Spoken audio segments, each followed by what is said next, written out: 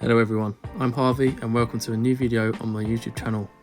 As you can see, I finished 4th overall and 1st in England in the 2021 season in FPL, and I would like to share some tips and tricks to help you along your FPL journey. Let's dive straight into it. So looking back at my game week 28 points, I got 53 points, which was one above the average in the end, so another average game week.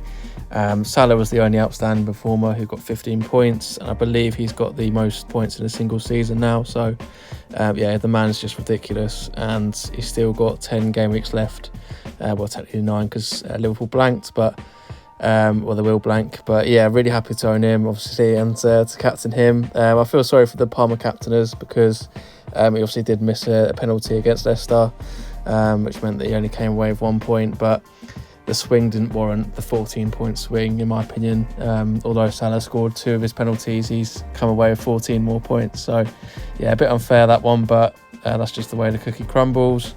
Obviously, Munoz got a clean sheet, and that was the only other return in my team, really. So, again, really happy to own him, and it doesn't affect my team for this game week 29 blank because I am free hitting. So, yeah, I'm definitely holding on to him, and he's not going anywhere. And yeah, everyone else blanked really. There's nothing else to discuss. Obviously, Marmoush, the signing for this week, he didn't actually start against Forest away, so a bit of a wasted transfer, but I'm just hoping that he repays me with the fixtures going forward, and maybe he'll start against that Leicester at home game in game week 30. But yeah, that was about it really. Nothing else to report. I could have just saved the transfer and played at Newry, but I thought I'd chase the upside. It's only 1 point lost in the end, so it's not the end of the world, but we'll move on to next week. And this is the free hit team for game week 29. So I've got Sales in nets, as well as Aina. I've got double up on the Forest defence. Hopefully they will repay me and get a clean sheet against Ipswich, but Ipswich do like to score, so I'm just considering whether to play Dallow instead of Aina. So yeah, maybe that will change before the deadline, but I'm thinking about Gibbs White, actually adding him to my midfield as well. Obviously I need to free up another Forest spot for that to happen, so Aina would likely to come out, and then obviously Gibbs White will be replacing one of my midfielders. But for now I've got these two, Sales and Aina, in my team. 8 Newry, Southampton away, a plum fixture really, and Southampton are without Bednarek in their defence as well, so yeah, I'm really hoping that 8 Newry gets a clean sheet and maybe a goal or assist. He has been decent for attacking numbers recently, 0.2, which is quite decent for a defender, and yeah, 0.17, so he's been quite consistent, but let's hope he actually repays the faith I've put in him since I think it's game week 10 or something like that. So yeah, hopefully he will return. Guardiola, again, I think he's the best defender to bring in this week, especially if you're either not free hitting or you're including him on a wild card, because there's a potential for a game week 33 double as well for City, and his fixtures are really good. There's no reds in the next 10 game weeks, so yeah, if you don't have him already, I would be transferring him in. And especially because Nathan Ake is out for the season, so he will have his left back / left centre back position nailed down in that team. But yeah, he's in the free hit team, and he's probably the nailed defender that I have at the moment. Foden is probably the movable part in this.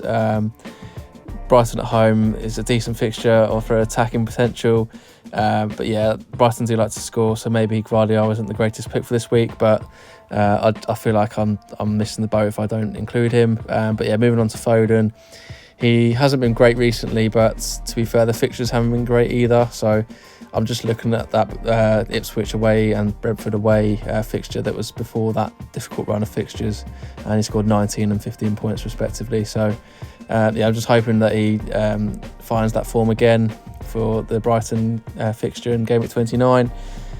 He is in there at the moment, but he might be the one that comes out for Gibbs White if I do choose that path. But for now, he's in, and I feel like in a free hit, I've just got to take a few risks because yeah, obviously I won't own these players in the future, and I feel like Foden's a risk worth taking. There is possibility for early team news as well, because I think it's a late deadline, 1:30.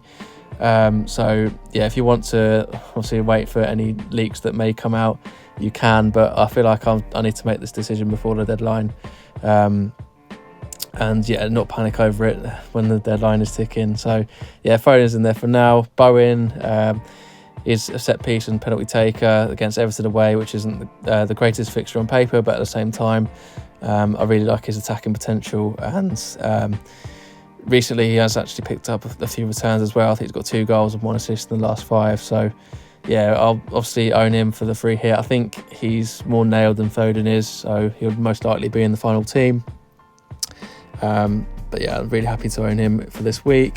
Cliver, I think, is a nailed down spot for this week because he just looks so good recently.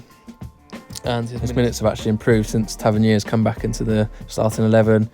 And Semenyo's actually looked woeful recently. So maybe he's the most nailed down attacker that Bournemouth do have. And yeah, he's just been good on the eye as well. So he's in the team for this week. And it's probably one of my regrets for the season where I actually brought in Semenyo instead of him in my main team, which in hindsight was a mistake. But yeah, what can you do? You can't go back in time. But at least I own him for this week. And then moving on to Bruno, another nailed down spot in my team. Leicester away. Leicester have been woeful defensively recently. Bruno's on pens, scored a hat-trick midweek. It looks more attacking than he was when the United manager Amorim just was appointed. So yeah, he's obviously improved his numbers recently, and look at those last 3 games as well, 10, 10, 9. So yeah, happy to own him, and he's not going anywhere unless he gets an unexpected injury before the deadline. And then Chris Wood, another nailed down spot, although he's 48% owned now, which is nearly half of FPL players. I still feel like he's probably the best striker to own this week, maybe excluding Haaland, but yeah, Chris Wood is in there for me. Ipswich away, who aren't great defensively, and he's just where everyone in that Forest team aims towards. So yeah, goal scorer for Forest, and hopefully he will get a few against Ipswich. And then moving on to the captain for this week, Haaland. I think it's close between him, Fernandes and Wood for the captaincy choice this week, but I'm deciding to go with him because he's lesser owned. And I think that's mainly because of his price tag, where it's a little bit on the expensive side. If you're thinking about bringing him in for a hit this week, I probably wouldn't do it. But if you can do it for free by selling Palmer, or if you want to go there and sell Salah, then maybe I'd consider it. But yeah, for me, I'm definitely only bringing him in for this week and possibly never for the rest of the season. So yeah, it's a 1-week punt, and therefore that's why I'm captaining him. Evan Nilsson looks really good against Spurs. Another one that I probably should have brought in instead of Marmoush, but yeah, he's in the team for this free hit, and hopefully he repays the faith. He looks really good with his link-up play and also his attacking threat as well. So yeah, really happy to own him. Son on the bench, I think he's just a bench filler, but he did play a full 90 midweek in the Europa League, so maybe he won't actually start against Fulham because his minutes in the Prem haven't been great recently. So 45 minutes against Bournemouth, 23 against City, yeah, and so on and so forth. But yeah, he's in the team just as a filler really, and if he does play, then it's great because I've backed him for this week, but at the same time he doesn't really come on for me because I believe the top 7, well, my midfielders and attackers will actually play. So yeah, it's irrelevant that he's on the bench. Dalot is probably the only movable part on my bench who may come in for Aina. He's just looked really good midweek, and recently his attacking numbers again have been decent. 0.2, which is similar to Nuri, who my starting 11 in that game against Ipswich. 0.07 against Arsenal, but then again, it is Arsenal. Yeah, I mean, it doesn't look great apart from the Ipswich game, but I'm just hoping that him as a wing back in Amorim's system, I'm hoping that he will pop up with another goal as he did so in midweek. On Thursday, Kirkes is last on my bench, and again, if you have him, I'll probably play him, but it's just the case with the free hit where I've got so many options that he's on the bench. But yeah, he's looked decent recently, and he's got 2 assists in his last 2 games, I believe. Yeah, so I might eventually play him, but yeah, again, it's just where do I replace him, because I believe Nuri and Gvardiol are nailed down for my defence, and Aina, I think we'll swap Dalot before Kirkes, so it's just weighing up my options really. And then last on my bench is Onana. Again, I think he just racks up the saves against anyone, but I don't really trust the Man U defence. So yeah, he's just, again, another bench filler for this week. But that's my 3 hits, Game Week 29. Good luck with your teams this week, and I'll see you again in the next week. Thank you for watching this episode. If you could please like, subscribe and comment on what I should do next, that would be great. See you in the next one.